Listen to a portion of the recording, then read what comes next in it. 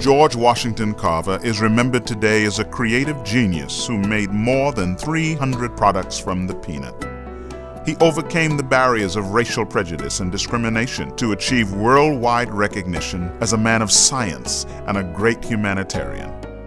But he was also a man of deep faith who gave credit to God, the great creator, for all of his discoveries. Hello, I'm Wintley Phipps. Today, the first of a two-part series on the life of George Washington Carver, man of science and servant of God.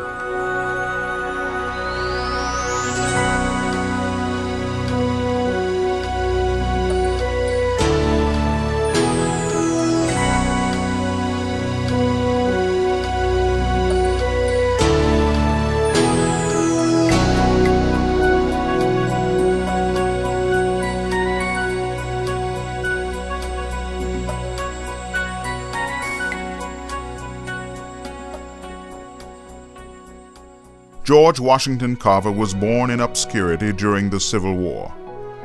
But when he died some 80 years later, newspapers around the world carried the news. Why? Because he once refused a reported six-figure salary offer from Thomas Edison?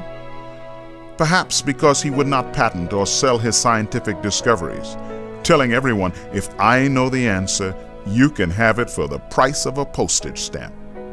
The Lord charges nothing for knowledge, and I will charge you the same. Or was it that he patiently endured a lifetime of racial discrimination, saying, how my soul goes out to people who have not found the first principle of true happiness and divine love, which must rule the world. During the 6 decades since his passing, interest in this man of science and faith has continued to grow. We see a lot of growing interest in Dr. Carver. We have a lot of requests from K-12 students, especially who want to use the images on our website, but we also get requests from video companies and a lot of publications that want to use his images as part of their educational publications. And we are seeing increasing volume on the website. I would say probably monthly 20 to 30,000 hits. And during Black History Month, February last year, we had 38,000 hits. The reason I refer to him as our most famous alumnus is because the interest appears to be substantially growing in him. Primary reason that people come to George Washington Carver National Monument is because they've heard about this scientist and the work that he was able to accomplish with the peanut and the sweet potato and soybean. That is basically the tip of the iceberg. Dr. Carver was so much more. His work with those plants, with those farm products, is truly phenomenal, but the man and his life and time is what people come to learn about and to understand how this man, growing up at the end of the Civil War, was able to accomplish all the things that he was able to accomplish. This is the story of a boy who marveled at God's creation, a young man who hungered for knowledge, and an aging scientist who taught the world the true meaning of freedom. The George Washington Carver National Monument was established on the very farm near Joplin, Missouri, where Carver was born and raised. It is the first national park dedicated to an African American. Some 60,000 people a year come to visit the museum, see the Moses Carver cabin, and walk through the same forest where one of our most influential scientists received his first inspiration. George Washington Carver was born in Missouri sometime around 1864. Because he was the child of a slave woman, his birth was not recorded, and he never really knew his exact age. His mother, Mary, belonged to Moses Carver and his wife, Susan, a couple who had no children of their own. The story is often told that while George was still a baby, he and his mother were kidnapped by slave raiders who planned to sell them in another state. Moses Carver hired a man to find them and offered a reward for their return. The man brought back baby George, but no trace of his mother was ever found. After the Civil War ended, Moses and Susan Carver raised George and his older brother Jim as their own. Jim was strong enough to plow and split wood, but George was always sickly and frail. Susan taught him to cook, clean, sew, and do housework. But his first love was nature, and there he found a world of his own. During his free time, young George wandered through the woods, collecting plants and flowers. He wanted to know what they were, how they grew, and everything about them. And deep within, there was a hunger to understand who had made them and why. He tells the story in one of his letters that he was converted to Christianity, that he accepted Jesus Christ into his life at roughly the age of 10 when told about Jesus Christ by a young white playmate. And he wanted to go to Sunday school. This young playmate told him about Sunday school. And it seemed like an exciting, wonderful place to be with lots of interesting things to do. But he understood that he could not go to that Sunday school because the Sunday school was for whites only. George Washington Carver was a man whose thirst for knowledge exceeded any fear he could have had in the obstacles that were put in front of him to attaining it, even as a child. A man who looked at his life, no matter what the obstacles or the barriers that had been placed in front of him, as a blessing, not begrudging the incidents that occurred, but learning and taking from them. Carver wanted to go to school as a young man in Diamond, Missouri. He couldn't go because there was no school for him. He had to go to Neosho, Missouri. He had to walk as a young man miles, sleep in a hayloft at night, and try to find some way to sustain himself so he could go to a black school. One of the most influential individuals on his life for the next 3 years was a lady by the name of Mariah Watkins, whom he stayed with. And he went to school next door to her house in a school called Lincoln, School for Black Children. Mariah Watkins' influence came as a result of her background. She was a deeply devout Christian, and she inspired or instilled in George the idea of helping his fellow man. After learning all he could in Neosho, 15-year-old George Carver accompanied a family to Fort Scott, Kansas, where once again he worked for his room and board.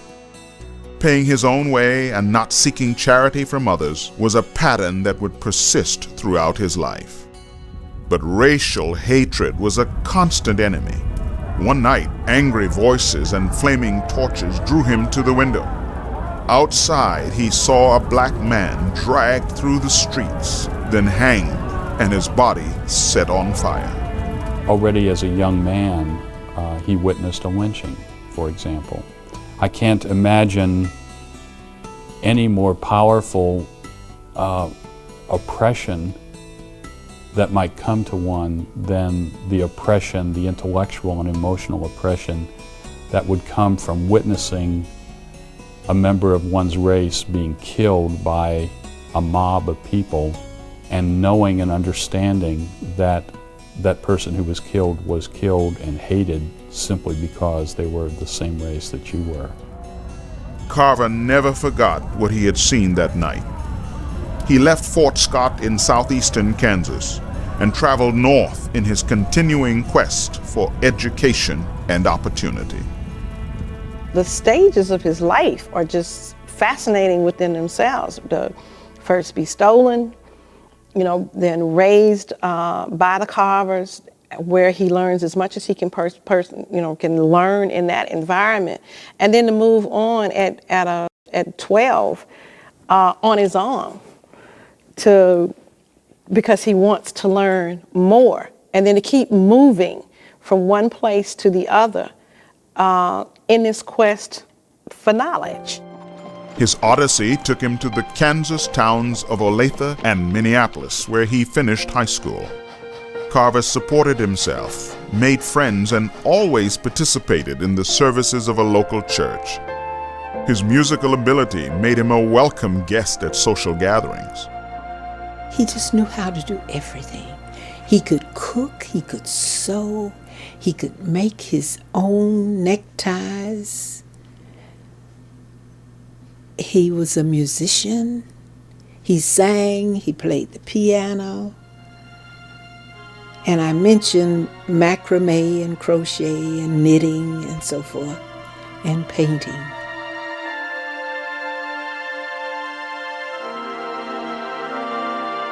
Carver longed for a college education, but in the town of Highland, Kansas, prejudice again blocked his dream.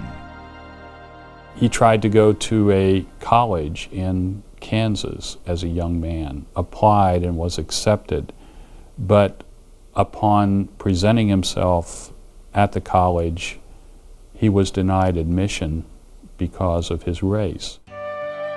In 1886, he moved to the plains of western Kansas, where he took over a homestead and built a sod house. But George was not a farmer at heart. The year 1889 found him in the town of Winterset, Iowa, where he worked at the St. Nicholas Hotel and later opened his own laundry. Dr. John Milholland and his wife Helen noticed Carver at church in Winterset and befriended him. At their urging, he applied to attend Simpson College in nearby Indianola. It still seemed like an impossible dream when he began his studies there on September 9, 1890. With the little money left after paying his fees, he bought some cornmeal and beef suet and found lodging in an old shack much like this one, and began doing laundry for other students to pay his way. It was never easy, but Carver never complained. A fellow student, Pauline Tyler, recalled her friendship with George Carver. He was so tall, and he was so thin, and he looked so hungry, and he just looked like above all things he needed was a friend. And he found one. Not only one, but many at Simpson.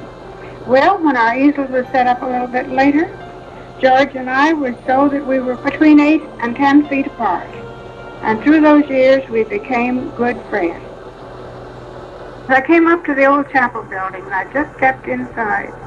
And there at the piano, with George's back to me, his face lifted, his hands on the keys, and he was playing "There's a Wideness in God's Mercy, like the wideness of the sea." Bless his heart, we who thought he had so little was really giving thanks on that piano. Along with art and music, Carver took the basic college courses. Not only did he find the education he desired, but a strong spiritual emphasis as well. He participated in chapel and Bible studies through the college chapter of the Young Men's Christian Association, and he attended church faithfully. And slowly, a conviction began to grow in his soul. In a letter to the Milhollands, Carver wrote, "I realize that God has a great work for me to do." Probably the thing that surprised me most about Carver, as I got to know him through his letters, was his spirituality. I really had no idea that the man was so driven by his sense of purpose, and that the sense of purpose was one that he deemed as being given him by God. At Simpson College, Carver pursued the study of art, one of his great passions in life. There he impressed his fellow students with his skill.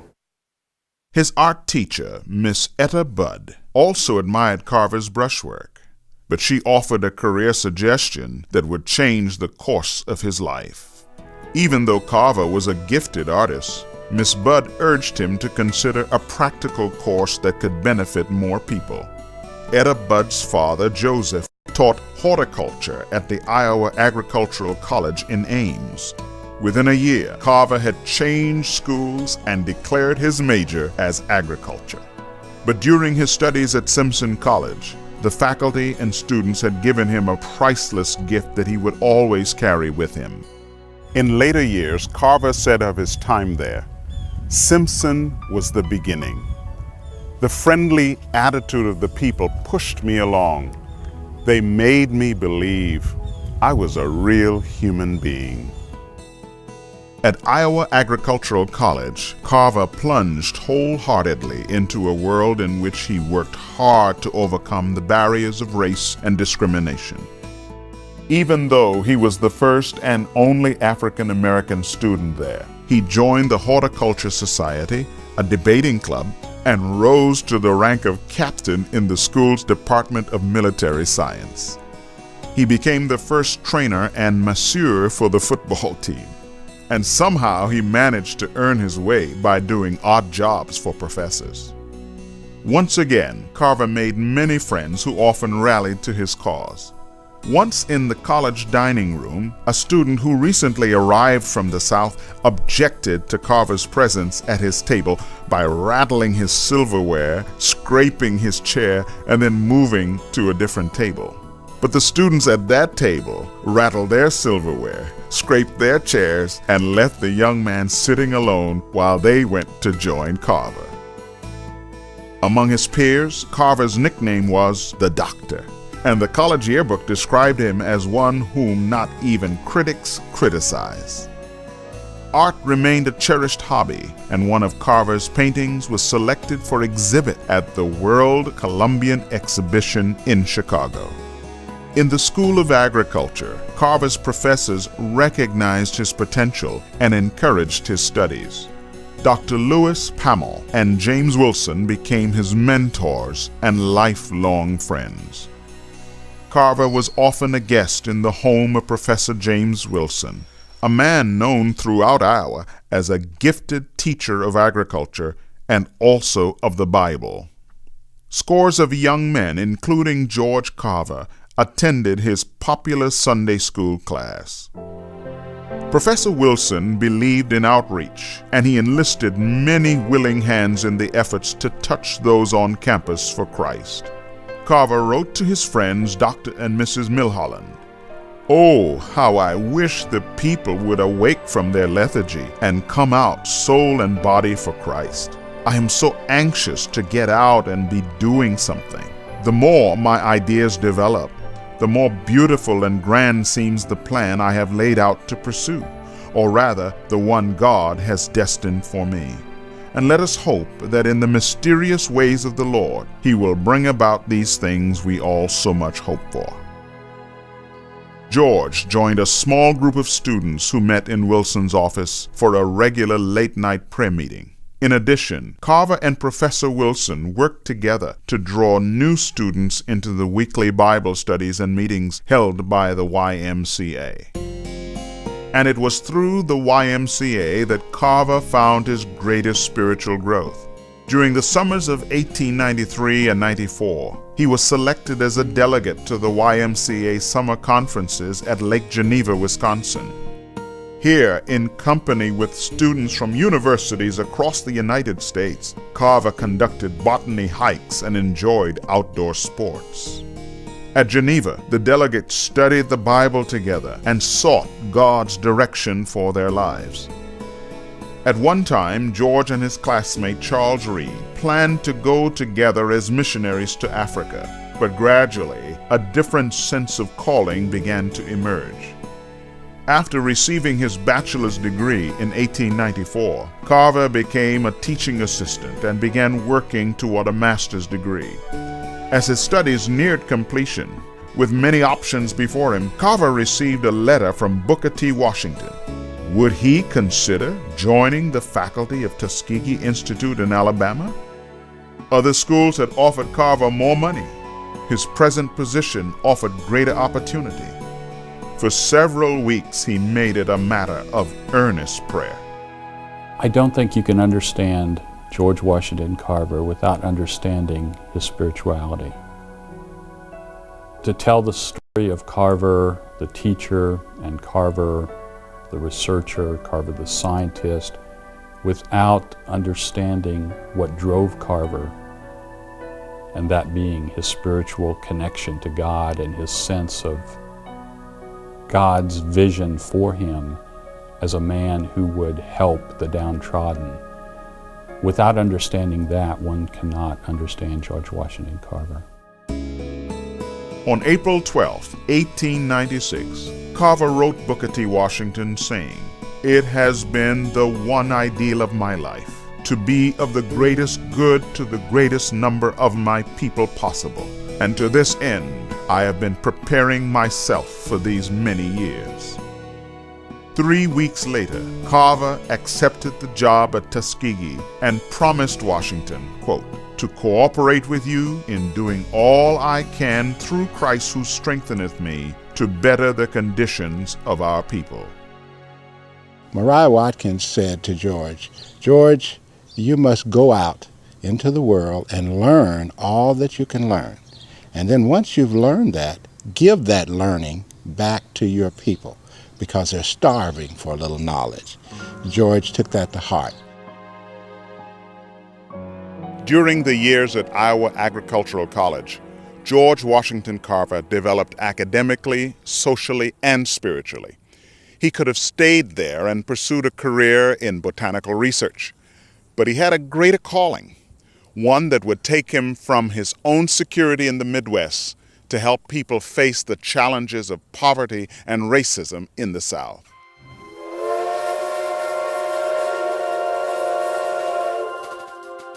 In early October 1896, George Washington Carver boarded a train for Tuskegee Institute in Alabama.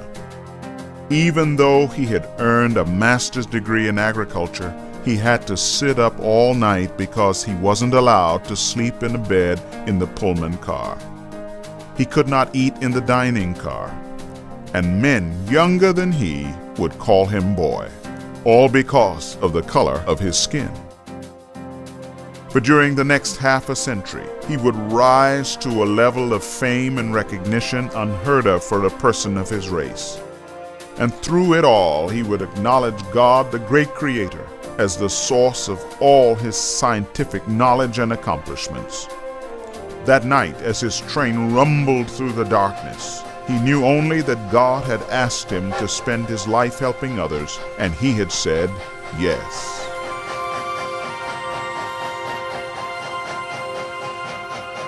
His greatest strength was his belief first in himself and his reliance on God to fill in the weak spots. So he considered himself as the tool through which God worked to reach those who depended upon him. He never gave himself credit for anything. He never bragged on it. Not Carver, but God through me. I think that was his greatest strength. I think his main goal in life was to find what his purpose was. What was he here to do, and to do it. Most of us are looking for the whys. Why am I here, and what am I supposed to be doing? Well, I think George Washington Carver figured out why he was here and what it was that he was supposed to do, and he did it. It's kind of hard to assume that some of the things that I go through are things that I cannot overcome when I look at some of the things that he went through and kept going. And sometimes I have to go back. It helps to go and look at some of that to get some inspiration to move a little forward. And I think that may be what he offers a lot of people, you know, is that there seem to be little things that he will provide for you that don't allow you to feel sorry for yourself. I think it is one of thinking of your fellow man and not so much of yourself, of giving, not so much of receiving. And that's sometimes hard to do. But he did it. George Washington Carver lived with a sense of purpose, which he expressed in these words: "No individual has any right to come into this world and go out of it without leaving behind him distinct and legitimate reasons for having passed through it. How far you go in life depends on your being tender with the young, compassionate with the aged, sympathetic with the striving, and tolerant of the weak and the strong. Because someday in life, you will have been all of these." When he arrived at Tuskegee Institute, his greatest challenges and opportunities lay just ahead. Join us next for the story of George Washington Carver's half a century of service at Tuskegee Institute in Alabama. Here he would make his greatest contributions as a man of science and a servant of God.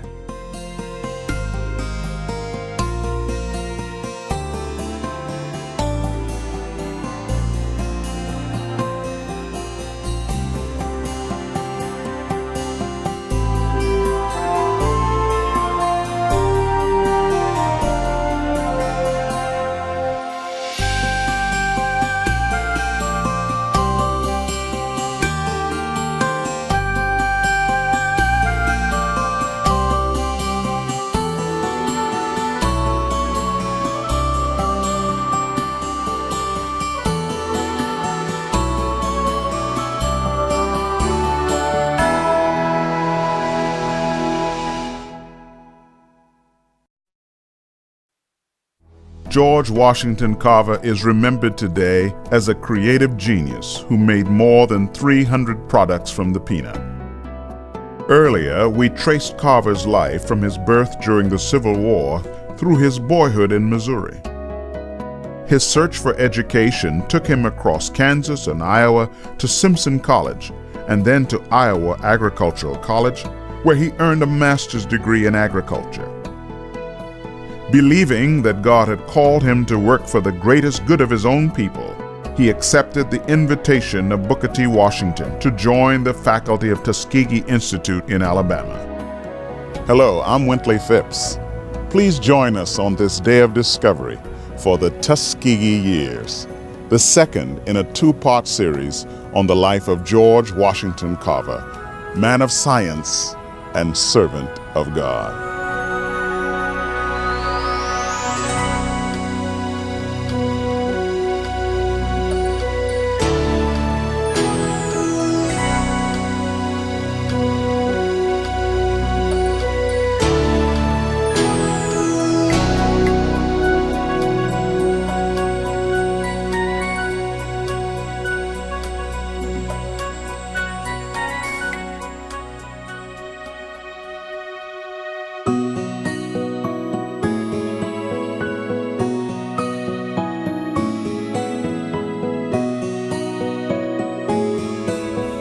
When Dr. Carver arrived at Tuskegee Institute in October of 1896, he was eager to get to work as the Director of Scientific Agriculture.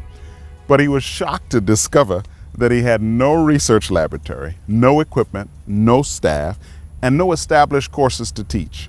In addition, the school expected him to live in a bachelor teacher's dormitory, 2 men to a room. Tuskegee Institute was a fledgling young academic institution when Carver went there, inadequately prepared for doing sophisticated scientific experiments, no significant budget for doing the kind of work Carver wanted to do. So one of his first challenges was just outfitting and equipping a lab. This is his microscope. I believe it's the one that they gave him from Iowa State that he brought with him when he came. When he got to Tuskegee, he did not find the type of equipment that he'd had at Iowa State and had hoped to find, but he managed to create it out of bits and pieces of what he found, broken bottles, plates, teacups, whatever. and managed to put together a laboratory for his students. In retrospect, it's hard to imagine that Carver accomplished anything when you consider how many obstacles he faced. He faced, perhaps worst of all, the skepticism of white America at the time. White America did not believe that a black man could practice science. White America did not believe that a black man could do the kinds of intellectual exercises that the practice of science required. So I suppose what Carver had was his own conviction that God had ordained for him a mission to do the kinds of things that he hoped to do. But it would take all the strength Carver could find to meet the immediate challenges. Tuskegee Institute supplied much of its own food through gardens, livestock, and a poultry farm. In addition to Carver's teaching and research responsibilities, he was expected to manage the daily affairs of the Department of Agriculture, and that was neither his interest nor his gift. The situation often left Carver frustrated and angry. Someone who did have a temper. I think it's one of the things that becomes interesting in terms of his career here is he was a visionary. He could see where things could go. Sometimes the nuts and bolts or practicalities of some things were beyond him, or they got lost in his visions. Great inventor, not a very good poultry farm. Booker T. Washington was also concerned about the efficient and economical operation of the Tuskegee Institute. He wanted an accounting every day of how many new chickens do we have, and how many new pigs, and how many new cows, and how much money has been spent. And Carver had the soul and the aspiration of an artist, really. And I think it probably drove Booker T. Washington crazy. Carver did not do well as a chicken farmer for things like bookkeeping, record keeping, money making, and making a profit. He could grow the chickens. He did that all right. But there was always fussing and arguing between George Washington Carver and Booker T. Washington about making the practical units like chicken, farming, hogs, making it pay.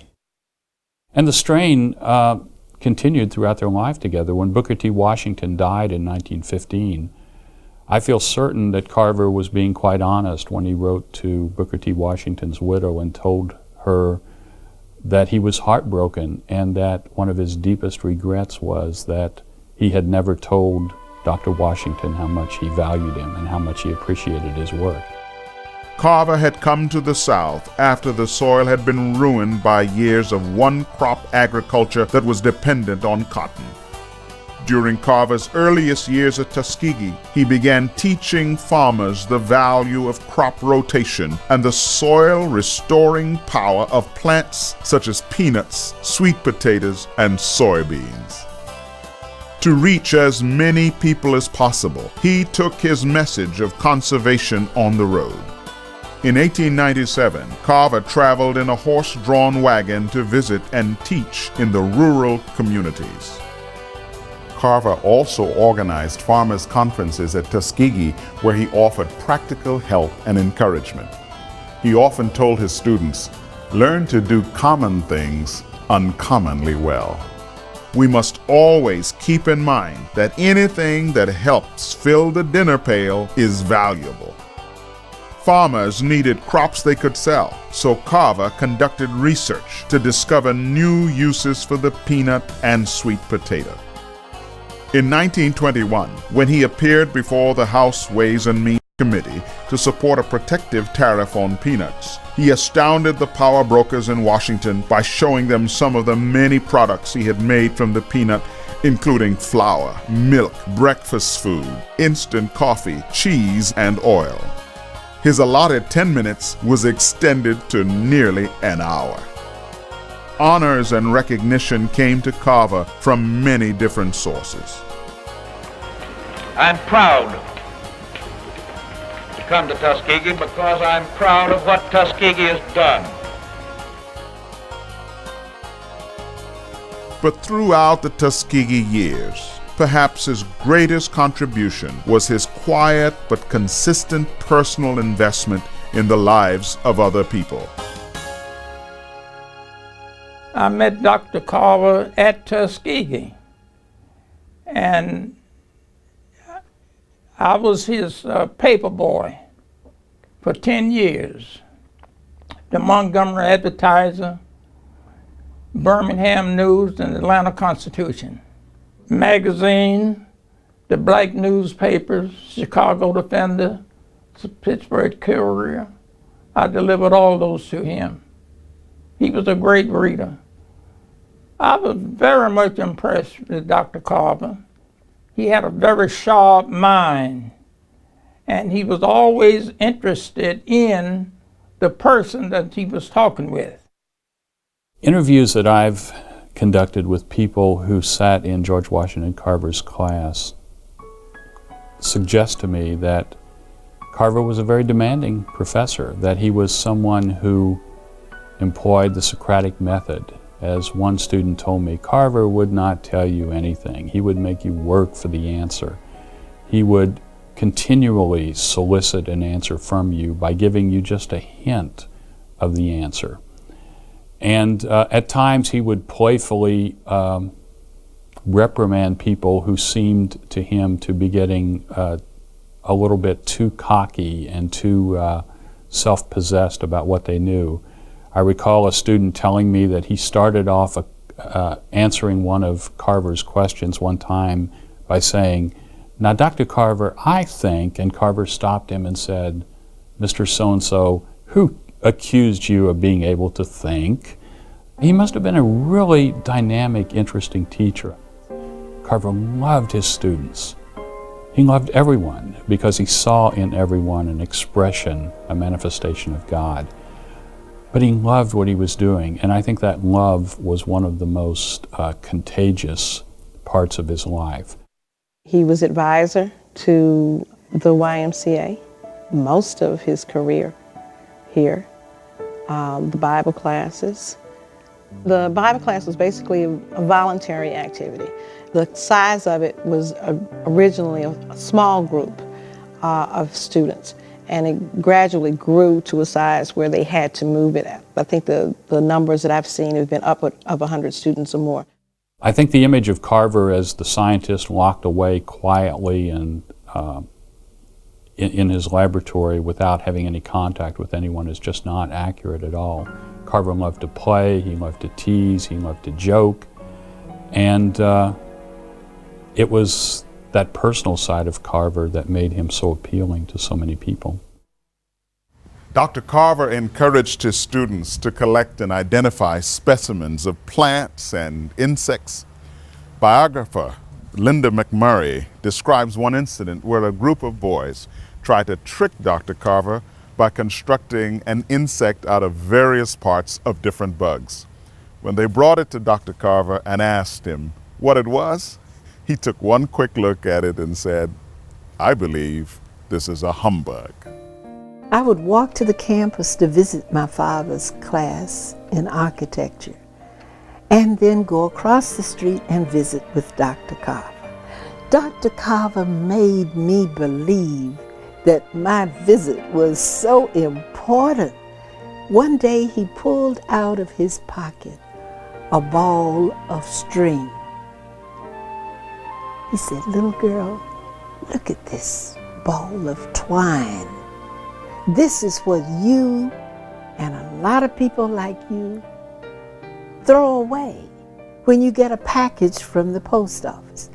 And he said, "I save this string and I find a second use for it." I was grown up before I realized that Dr. Carver crocheted from that discarded string, embroidered, did macrame, and all sorts of things. He found a second use for everything. I would feel that his greatest accomplishment was the love of mankind. He loved people, black people, white people, and all in between. He loved Tuskegee, and he loved the South. Henry Ford tried to encourage him to join his company in plastics. Thomas Edison wanted him to join his company, but he was against leaving Tuskegee. He said that his people needed him, and I think that was a true statement. They did need him.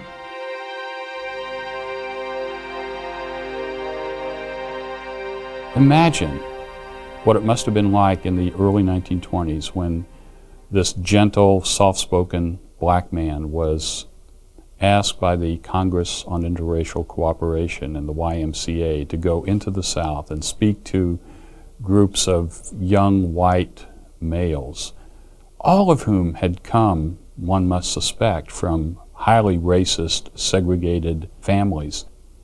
And yet in the 1920s, somehow Carver, through his personal magnetism, his faith, his gentleness, his absolute sincerity, was able to overcome the racial hostility that whites who had grown up in the South, disassociating themselves from blacks, had always felt. I guess it's spelled out more in the philosophy of Booker T. Washington in one of his quotations than in the ones from Carver. When Booker T. said, "I will let no man drag me down so low as to make me hate him." So in action, this is the way it was with Carver. Carver was never disturbed by the negative reaction of whites to his personality. But he looked inside as opposed to looking outside. I think that made the difference. From Dr. Carver's meetings in the South, there emerged a group of young men who wanted to share his faith and vision. Carver called them his boys. Carver's boys were a collection of young white men who met Carver through YMCA camps or through gatherings of young men brought together by the Congress on Interracial Cooperation, and who would come up to Carver afterwards and say things that intimated a desire to get to know this wise man better. And out of those post-lecture conversations, there emerged friendships that resulted in lengthy and sometimes lifelong correspondences between Carver and these young white men, and also resulted in visits by these young white men to the Tuskegee campus. Growing up in the South, I think that I probably had the prejudiced type of feeling that Southerners generally had then. My brother Cecil was working in Tom Houston Peanut Company laboratory back in 1929, and he met Dr. Carver there, and on January the 1st, 1930, Cecil and I took a motor trip of 42 miles over to Tuskegee, and he introduced me to Dr. Carver that morning.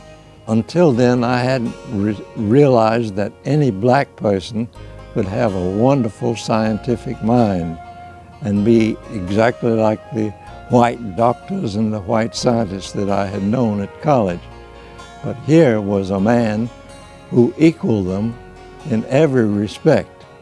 His mind and his outgoingness and his religious training and responsiveness were just so wonderful to me that it lifted me off of my feet. In the years to come, and matter of fact, in a very few weeks, he started sending us letters. It was a wonderful experience to get these letters because frequently he'd send something personal in there, a photograph or a clipping. This was the beginning of a close personal relationship where you feel this person is not just a blob, he is somebody special for me. In May 1933, Al Zisler was asked to drive Dr. Carver on a lecture tour for the YMCA through Georgia, Virginia, and the Carolinas. My responsibilities were to drive the car, be in charge of the car, but also to carry Dr. Carver's satchel of samples of items that he created. It was interesting to see the reaction of people. You might say the crowd were on the cold side, if you want to call it that, but after the lecture, he just had that way of he smiled a lot, and he answered questions, and after lectures, people just swarmed up to shake hands with him. I'm talking about white people as well as black. Of course, the thing that surprised me was he has a high-pitched voice, very high-pitched voice, and that's the result of an injury he had, I think, from whooping cough when he was a child. The day is here.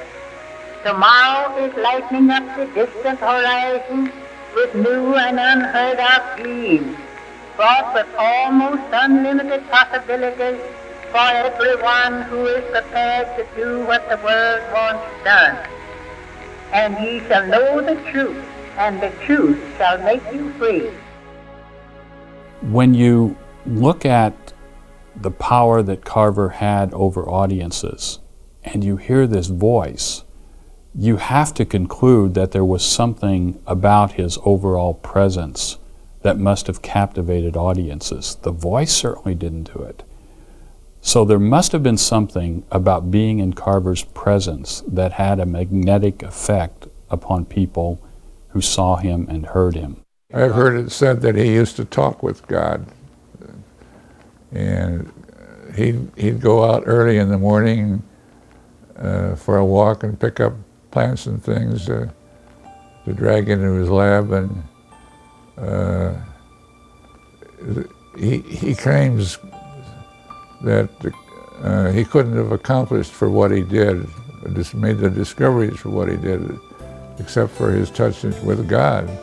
He said, without God to draw aside the curtains, I would be helpless. Here was a man who could go out in the morning and find God in anything and everything that he encountered, whether it was a flower, a piece of grass, a bird, a tree.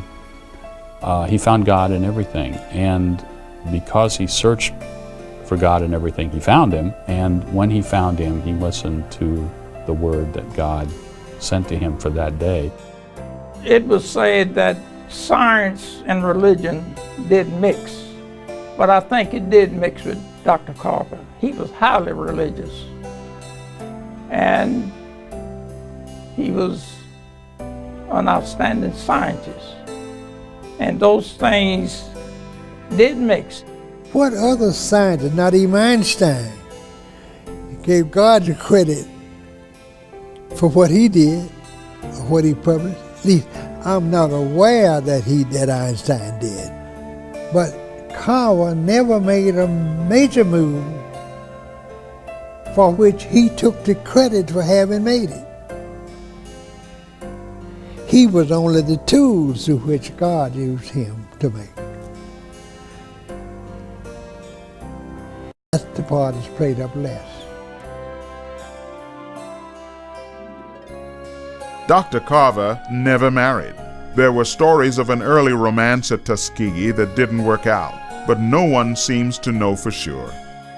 What we do know is that George Washington Carver gave his life in service to God and to others. He often said, "It is not the style of clothes one wears, neither the kind of automobiles one drives, nor the amount of money one has in the bank that counts. These mean nothing. It is simply service that measures success." Carver often said to people that there should be some evidence of your having been on this earth when you leave it, that you should have been able to demonstrate that you accomplished something. And when you look back at Carver's life, you can see a great deal that he accomplished. And in the broader sense, I suppose that's what we're all trying to do. And Carver taught us how to do that, and I think that's why people continue to be fascinated with him. When Dr. Carver died on January 5th, 1943, messages of condolence and tribute poured in from around the world. From his birth in obscurity, he had risen to great prominence. But in death, just as in life, simplicity remained his hallmark. And his grave, near that of Booker T. Washington, just behind me, is marked only by a simple stone slab. And this bench is a good place to sit and ponder the impact of one person whose goal was to help the man farthest down. Carver refused lucrative job offers from Henry Ford and Thomas Edison, choosing instead to spend 47 years at Tuskegee. He patented few of his discoveries, gave his knowledge and money freely to others, and left his entire estate to the Carver Foundation at Tuskegee.